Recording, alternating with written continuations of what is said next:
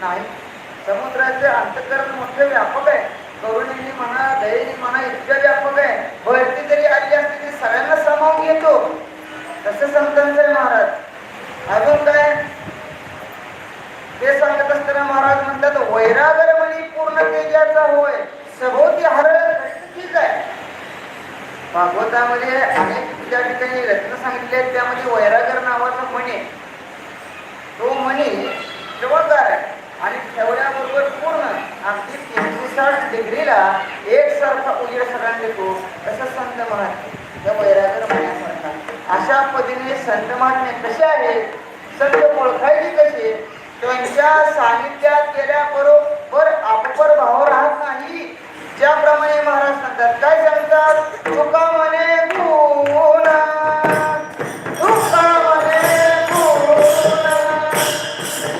चंदनाचे रांगी, तुका म्हणे गुण,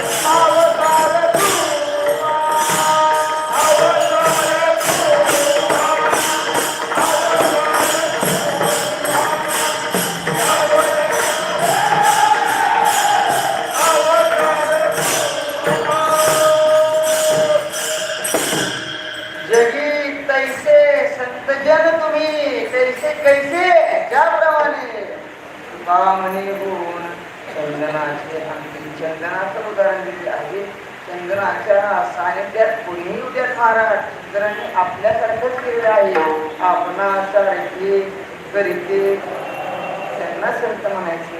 महाराज म्हणतात, अशा संतांची मला भेट झाली, त्यांना ओळखले, त्यांचं दर्शन घेतलं, मग मात्र तिची अमोघ झाली आणि त्यांच्या भेटीच्या योगाने मला प्राप्ती झाली. कोणाची माहिती का? पद्मनाभ जोडला. प्रत्यक्ष पद्मनाभच जोडल्या गेलेला आहे. थेट देवाची प्राप्ती आहे.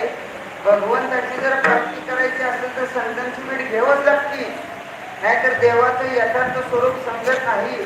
देवाला पूर्णत्वाने जाणता येत नाही.